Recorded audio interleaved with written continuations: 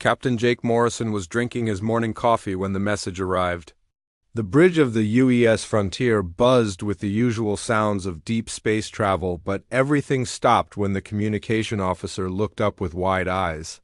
She had never seen anything like this before, and neither had anyone else on the ship. The transmission came from the Galactic Council itself. Not from some minor department or regional office, but from the highest authority in known space. The message was marked with symbols that meant urgent and important and scary all at the same time. Jake put down his coffee mug and walked over to look at the screen.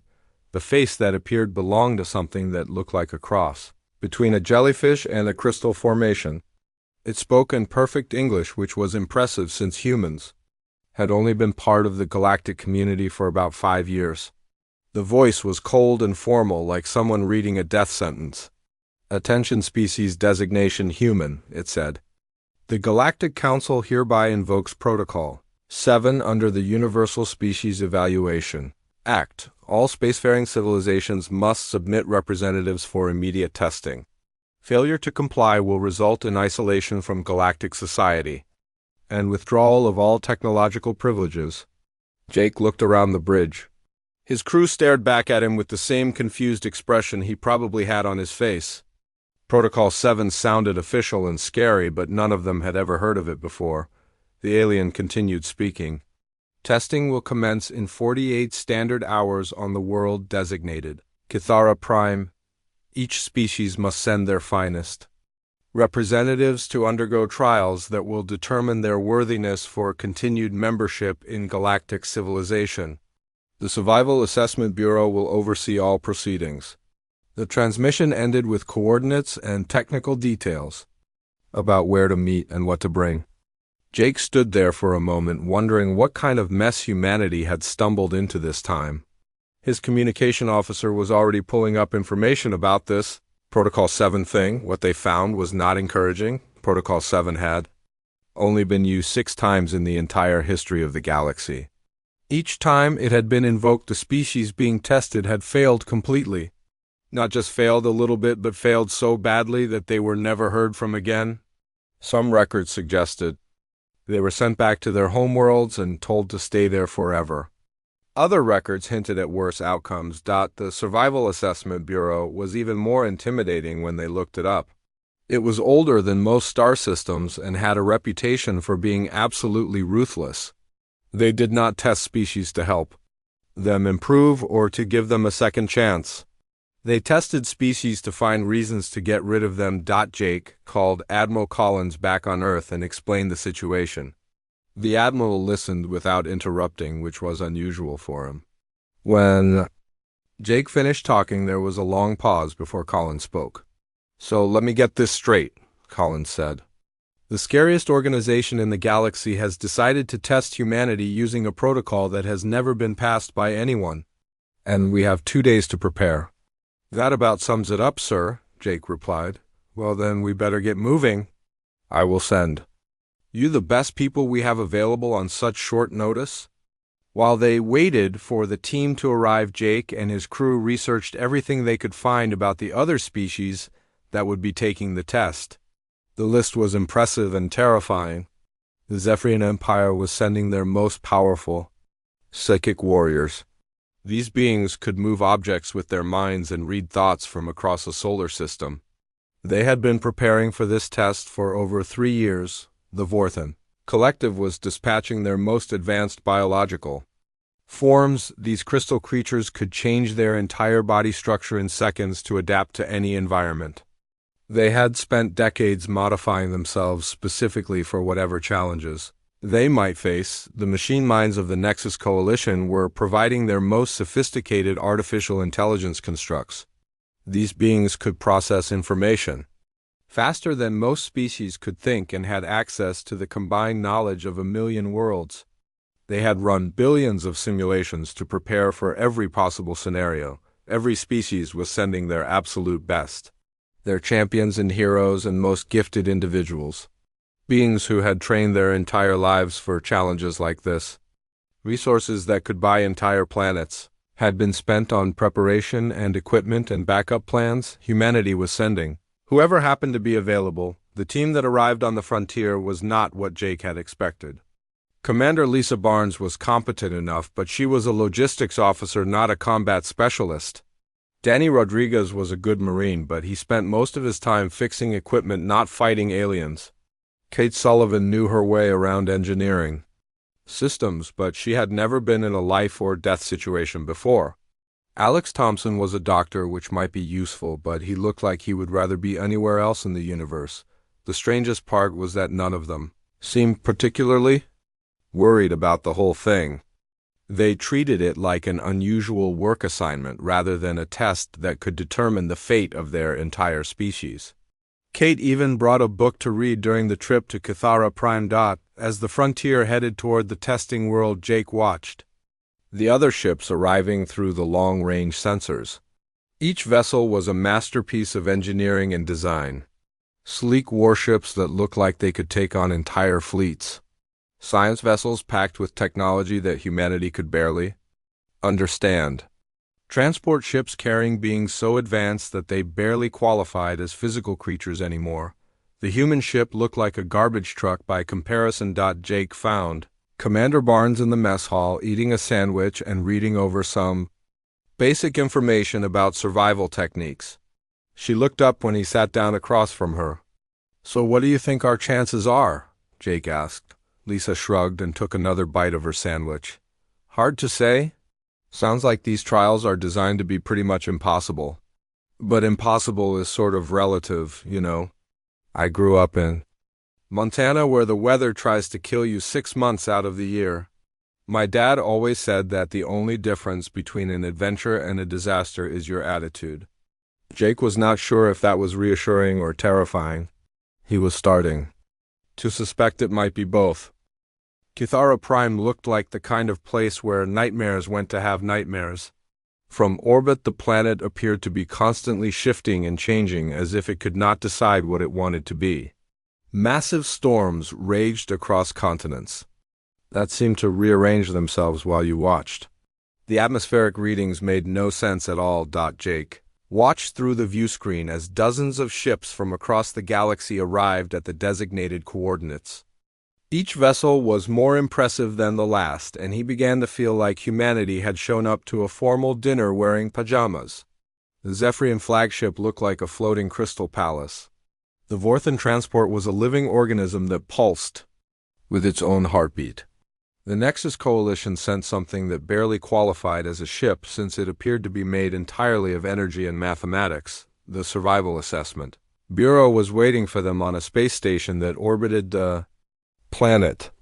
The station itself was ancient and covered with symbols that hurt to look at directly.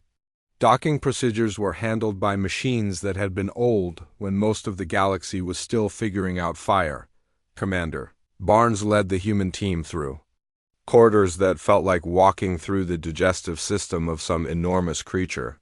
The walls pulsed with a faint rhythm, and the air tasted of metal and regret.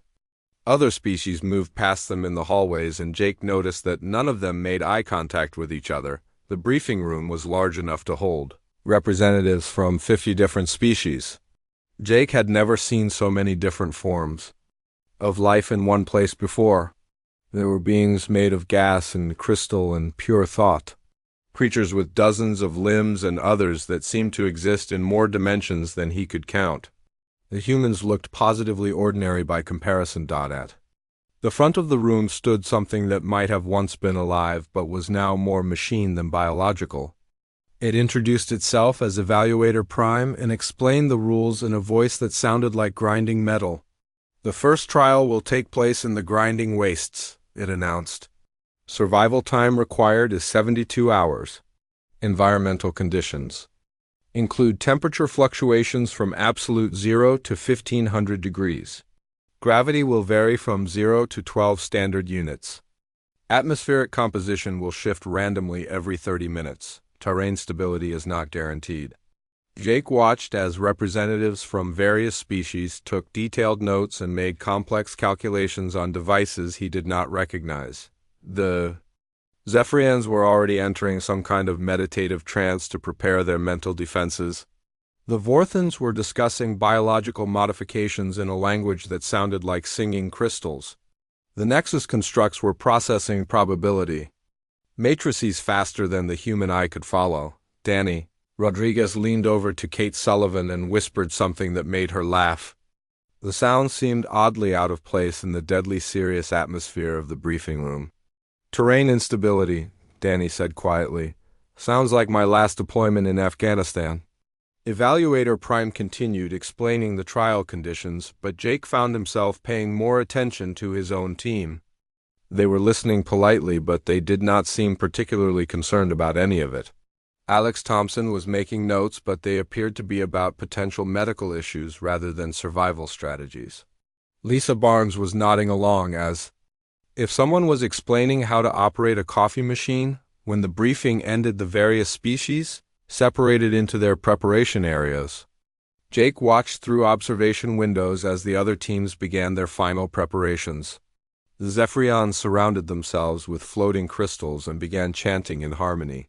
Energy fields flickered around them as they built psychic shields strong enough to deflect entire thoughts. Their preparation ritual had been perfected over thousands of years, and each movement was precise and purposeful. The Vorthons were undergoing physical transformations. That would have been horrifying if they were not so beautiful. Their crystal bodies flowed like liquid as they adapted internal structures for the conditions they would face. Some grew additional limbs while others developed entirely new organ systems. The process took hours and required technology that humanity was centuries away from understanding. The Nexus constructs were running simulations and downloading tactical data from their home networks. Millions of possible scenarios were being processed and analyzed. Emergency protocols were being programmed and backup systems were being tested. Their preparation was so thorough that they had contingency plans for contingencies. Meanwhile, the humans had found a quiet corner where they had spread out some basic supplies and were making sandwiches. Kate had brought a camping stove and was heating water for coffee. Danny was checking his equipment, but it was standard military gear rather than anything exotic.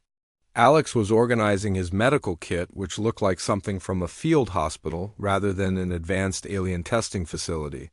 "So what is our plan?" Jake asked Lisa. "Stay alive for 3 days," she replied while spreading peanut butter. "On bread? How hard could it be?" The transport to the planet's surface was handled by machines that looked like they had been designed by someone with a grudge against comfort. Jake found himself strapped into a seat that felt like it was actively trying to cause back problems. The ride down through the atmosphere was rough enough to rattle his teeth loose.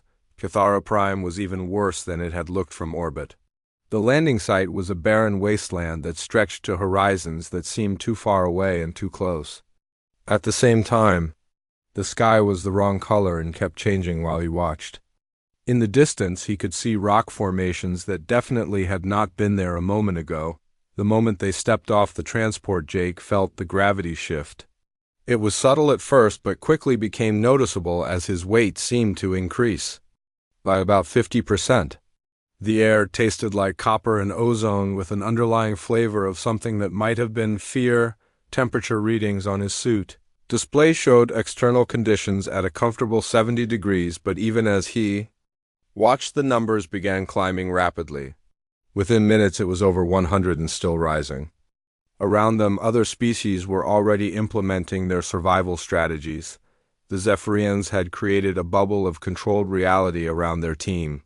Inside their psychic shield, the environment remained stable and comfortable while chaos raged outside. Their technique was flawless and had been tested under conditions far worse than this. The Vorthons had adapted their bodies to match the changing environment. As temperatures rose, their crystal forms became more heat-resistant. When gravity fluctuated, they modified their internal structure to compensate. They were living demonstrations of perfect adaptation.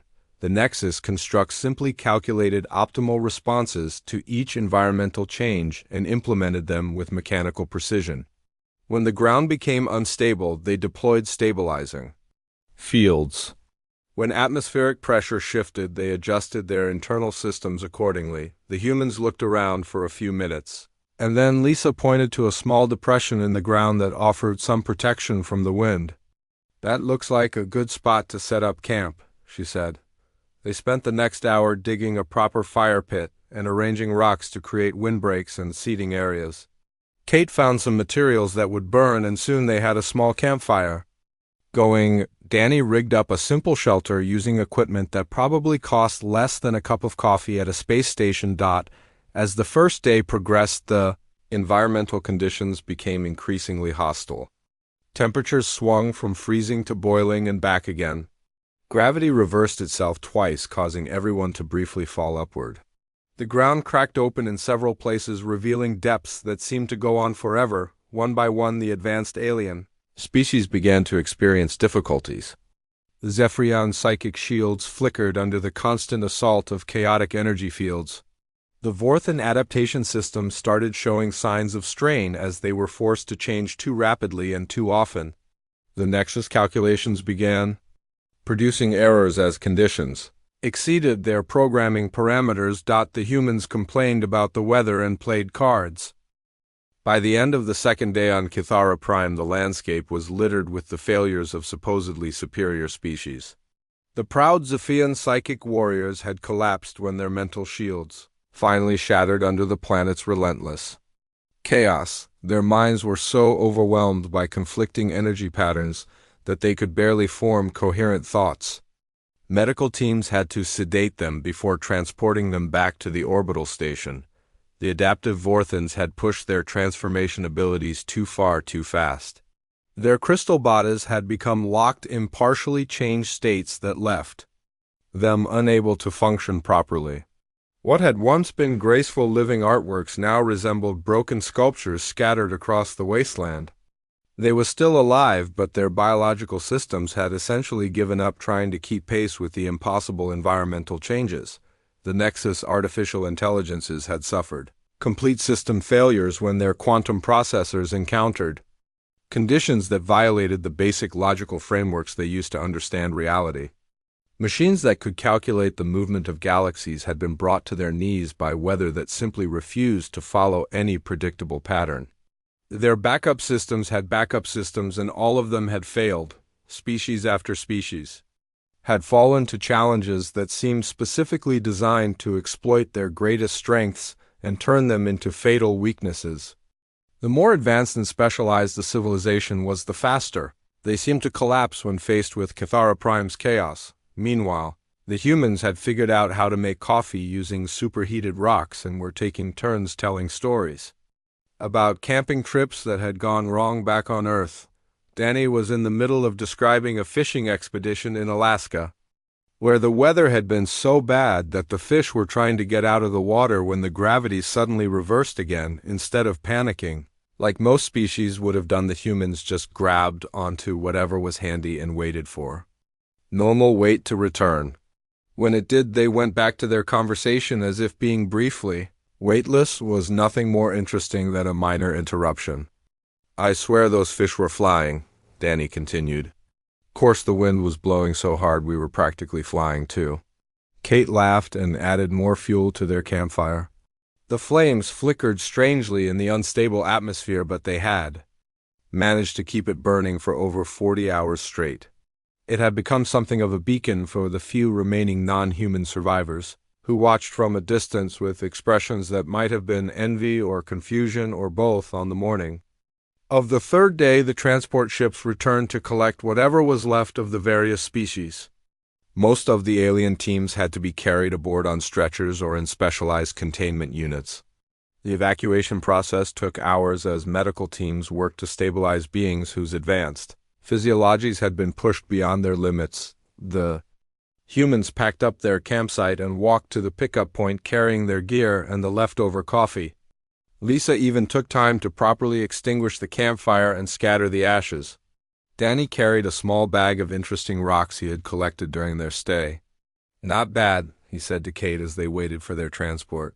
"Better than that survival course they sent me on in Colorado. At least here, when the weather changes, you know it is going to change back." The medical teams were completely baffled when they ran their standard post-trial examinations on the human survivors. According to every test they could think of, the humans should have been in worse shape than the aliens who had failed. Their equipment was primitive, their preparation had been minimal, and their survival techniques were laughably simple compared to the advanced methods used by other species, yet somehow they were in perfect health. Not just alive, but actually in better condition than when they had started the trial. Danny had apparently gained muscle mass during their stay on the planet.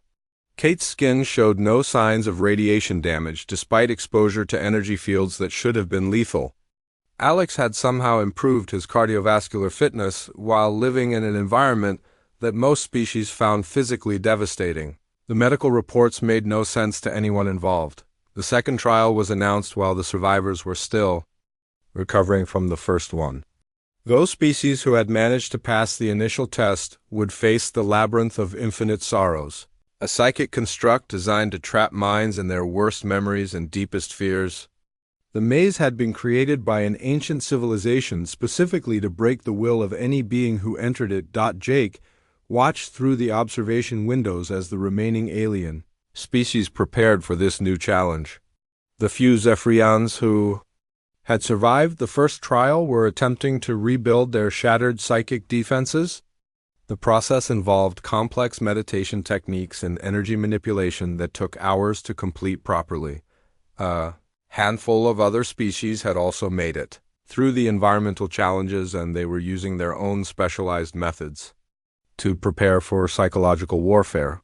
Some built mental barriers using advanced technology, while others performed rituals that were supposed to strengthen their resistance to fear and despair. The humans held a brief meeting to discuss their strategy for the labyrinth. It lasted about 5 minutes and ended with Lisa saying they would figure things out as they went along. Alex suggested they should probably stick together since getting lost in a maze designed to drive people insane seemed like a bad idea. Everyone agreed this made sense. The entrance to the labyrinth was located in a facility that had been built specifically for psychological testing. The walls were covered with sensors that monitored brain activity and emotional responses. Technicians watched from control rooms as each species entered the maze through doors that sealed behind them with sounds like coffin lids closing. The labyrinth itself existed in a space that was not quite real and not quite imaginary. It appeared as endless corridors that stretched in directions that hurt to think about. The walls showed reflections that were not quite right, and the floor felt solid but looked like it might give way at any moment for most species. The maze immediately began projecting their worst fears and most painful memories. Warriors found themselves reliving their greatest defeats. Scientists were confronted with experiments that had gone horribly wrong. Entire civilizations were forced to watch their homeworlds burn over and over again in perfect detail. The few remaining alien survivors lasted anywhere from minutes to hours before the psychological assault broke their minds completely. Even the most advanced mental conditioning proved useless against a construct that had been specifically designed to exploit psychological weaknesses that every thinking being possessed. The humans walked into the labyrinth like they were entering a shopping mall. When the maze showed Danny his worst fears, he looked around at the recreated battlefield where his unit had been ambushed and nodded thoughtfully. "Yeah, this was a rough day," he said to the illusion of his fallen comrades. "Sorry, I could not get to you guys in time. I still think about that, you know?" Instead of being trapped by guilt and regret, Danny seemed to find some comfort in being able to talk to his lost friends again, even if they were not real. The labyrinth tried harder to break him by showing him more detailed recreations of the ambush, but he just kept talking to the phantoms as if they were actually there, listening. Kate found herself in a recreation of the engineering accident that had nearly destroyed her first assignment. Rather than being overwhelmed by the memory, she started taking notes on what had gone wrong and how the safety systems could have been improved. She treated the psychological torture device like a learning opportunity. Alex was confronted with images of every patient he had been unable to save during his medical career. Instead of breaking down under the weight of accumulated failure, he sat down in the corridor and began talking to each phantom about their condition and what he might have done differently. The ancient construct had no protocols for dealing with someone who treated traumatic memories as case studies. Lisa found herself watching recreations of command decisions that had resulted in casualties among her personnel rather than being. Consumed by guilt, she began analyzing each situation and discussing alternative approaches with her team members. The labyrinth kept trying to isolate her, but she refused to experience her failures alone. The maze was designed to feed on despair and self-doubt, but the humans kept turning their individual traumas into shared experiences. They supported each other through their worst memories instead of being destroyed by them. What should have been psychological torture became something closer to group therapy. After 18 hours of trying to break minds that insisted on healing themselves, the labyrinth of infinite sorrows began experiencing system malfunctions. For the first time in 3 million years, the ancient construct found itself helping trapped beings find peace instead of torment. The final trial was supposed to be the ultimate test of character and the perfect demonstration of why no species deserved to advance to higher levels of galactic civilization.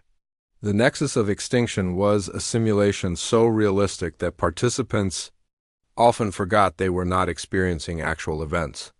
It had been designed by the most sadistic minds in the galaxy specifically to prove that, when faced with impossible choices, every thinking being would reveal their true selfish nature. The scenario was always the same, regardless of which species was being tested. Participants found themselves on a doomed space station with a mixed population of refugees from across the galaxy. The station was failing catastrophically, and there were not enough escape pods to save everyone.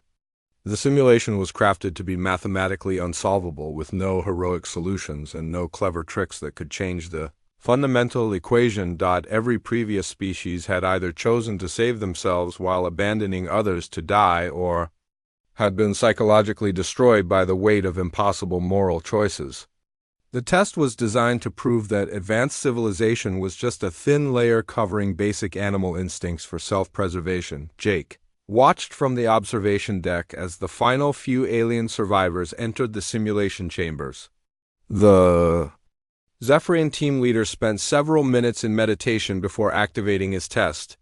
Within an hour, he was curled in a corner weeping as the scenario forced him to choose which refugees would live and which would die.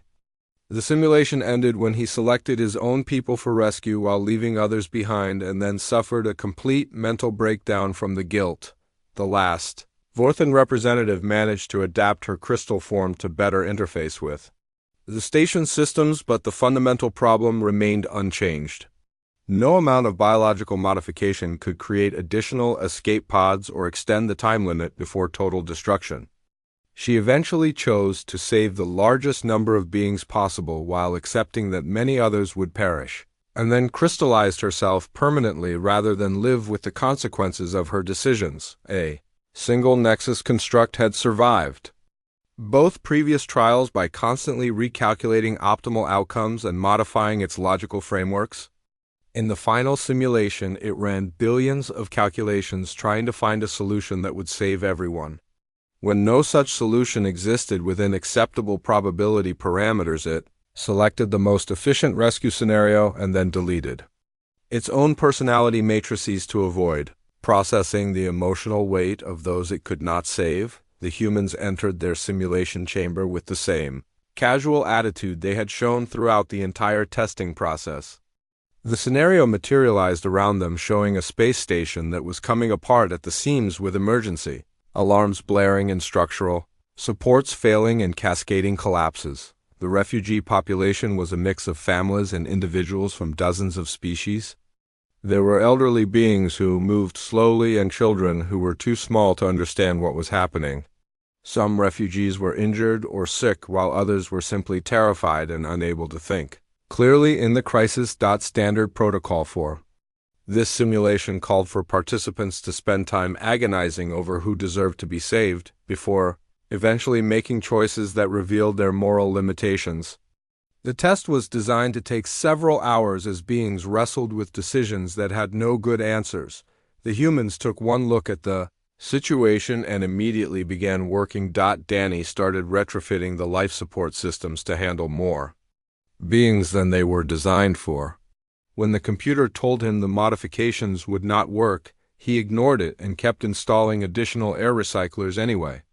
His background in military engineering had taught him that regulations were just suggestions when people were dying. Kate began cramming more beings into each escape pod than the safety specifications allowed.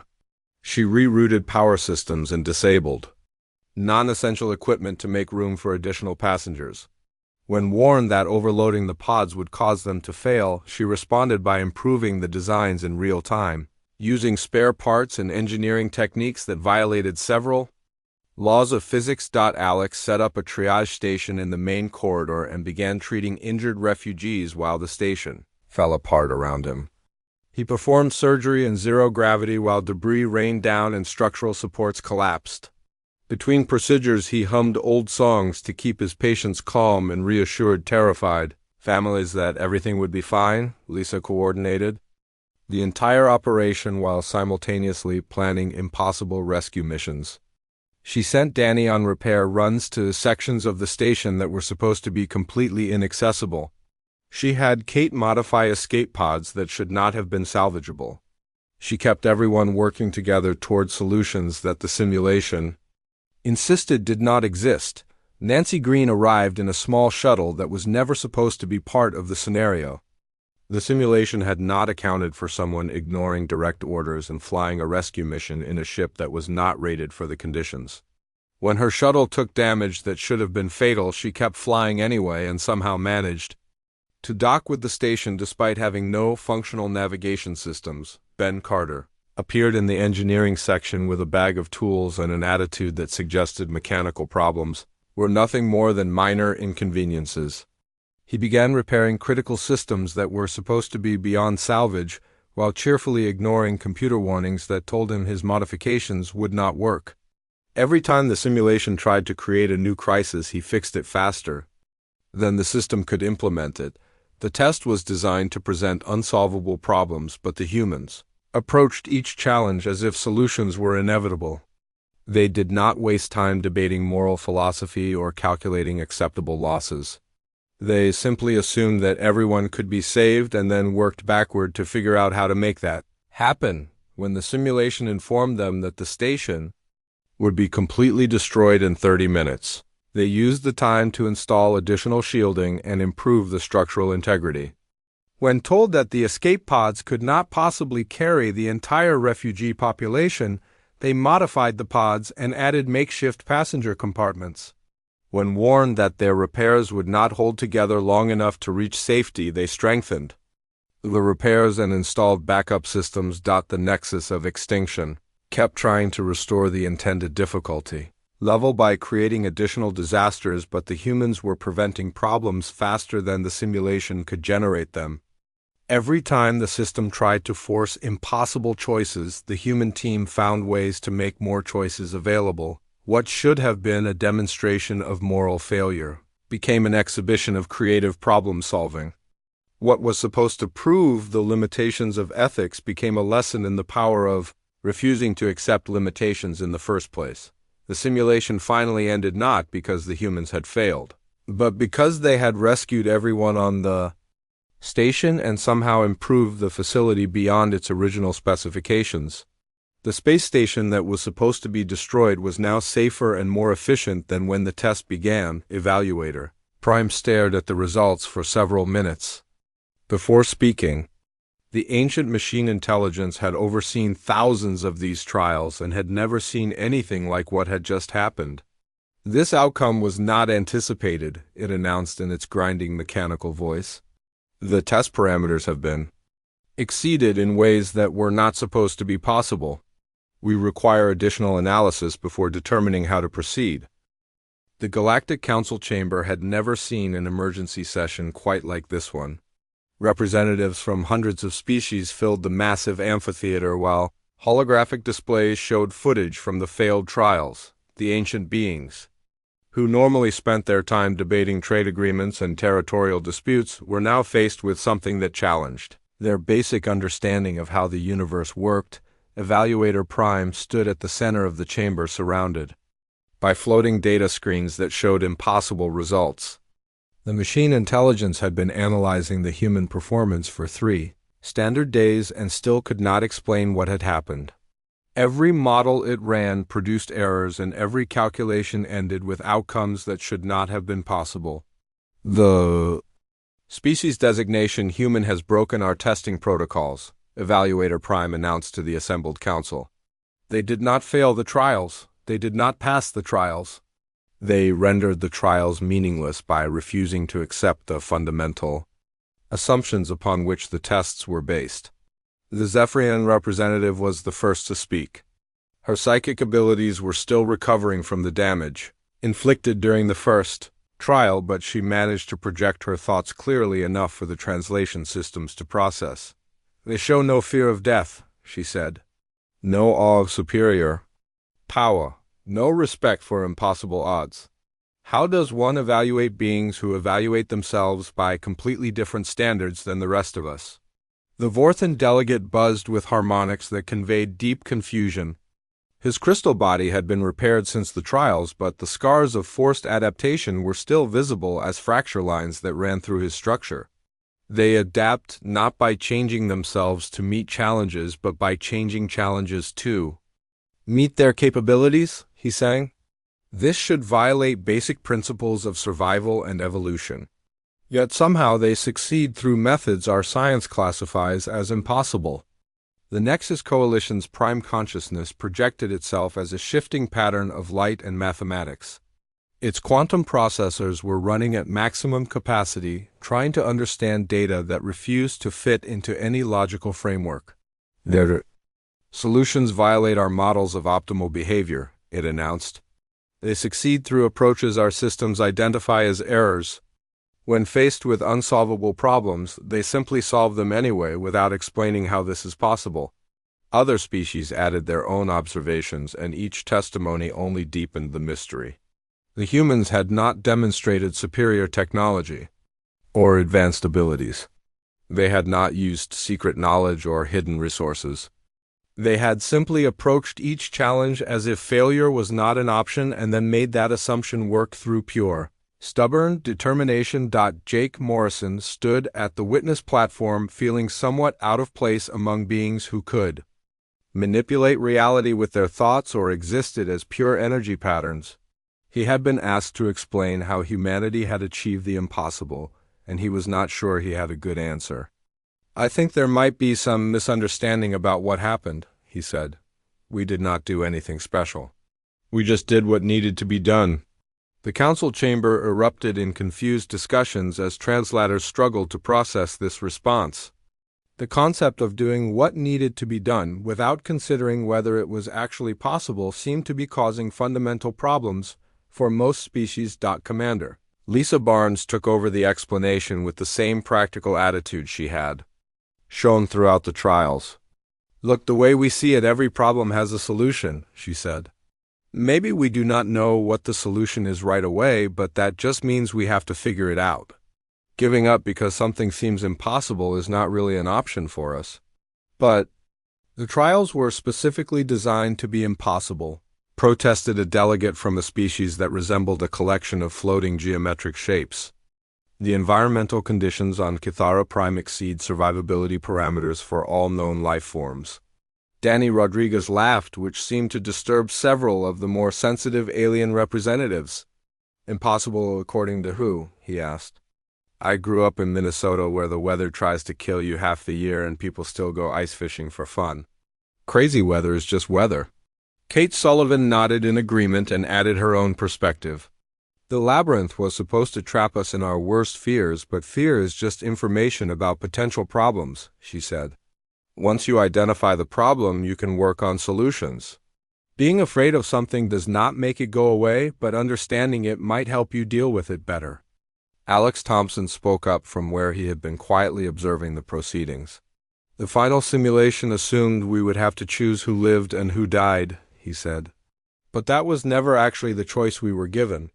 The real choice was whether to accept those limitations or find ways around them. We chose to find ways around them. The council members exchanged glances and private communications in languages that predated human civilization. Slowly, a new understanding began to emerge from their discussions. The trials had not been designed to test survival or morality at all. They had been created to measure fear and acceptance of limitation. Every species that had failed had done so not because they were weak or immoral, but because they accepted the premise that certain things were impossible. They had looked at the challenges and calculated the odds and concluded that failure was inevitable. Then they had failed. Humans had looked at the same challenges and simply refused to calculate odds. They did not fail because they did not accept failure as a meaningful concept.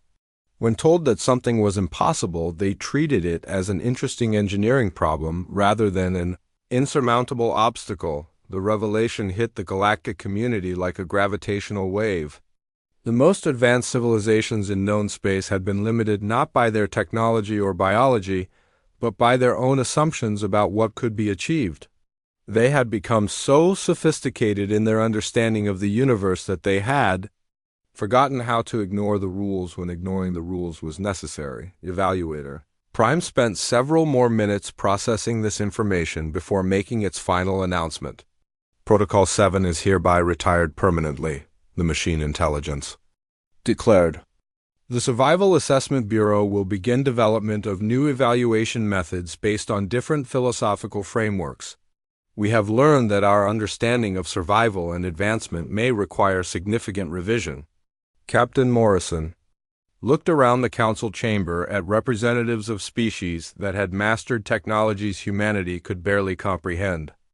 Beings who could travel between stars and manipulate matter at the quantum level were asking humans to teach them about solving problems. So what happens now? He asked. The Zephyrian representative managed something that might have been a smile despite her alien features. Now you go home and continue being yourselves, she said. The galaxy apparently has much to learn from Deathworlders who treat impossible situations as minor inconveniences. The Vorthan delegate's crystal form chimed with what sounded like laughter. Perhaps we have been approaching advancement from the wrong direction. We focus so much on becoming perfect that we forgot how to be adaptable. The Nexus consciousness flickered with patterns that suggested deep contemplation. Our calculations show that humans succeed not because they are superior, but because they refuse to be limited by calculations.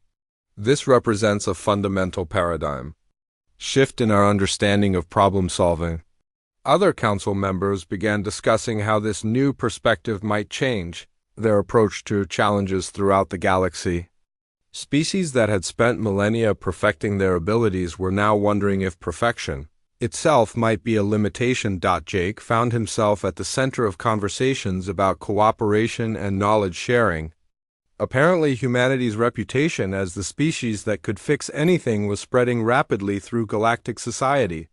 Several civilizations were already requesting technical assistance with problems they had previously considered unsolvable. Commander Barnes finished filing her official report while sitting in the council chamber's waiting area. The document was remarkably brief considering the magnitude of what had happened. Her summary read simply that the mission had been completed successfully with 0 casualties and surprisingly high morale throughout. Request permission to return home, she added at the end. Apparently we have a reputation to maintain now. Danny was already making plans for their return trip. He had collected several interesting rock samples from Kithara Prime and wanted to show them to some geologist friends. Back on Earth, the fact that the rocks occasionally changed color and defied gravity seemed like minor details that could be figured out later. Kate had filled a notebook with observations about alien technology and engineering principles. She was particularly interested in the self-repairing materials used in the space station construction and thought they might have applications for Earth-based projects. Alex was comparing notes with medical professionals from other species about treatment techniques and biological diversity. The exchange of information was proving mutually beneficial as human adaptability complemented alien precision in unexpected ways. The departure from the orbital station was considerably different from their arrival. Instead of being ignored or pitied by other species,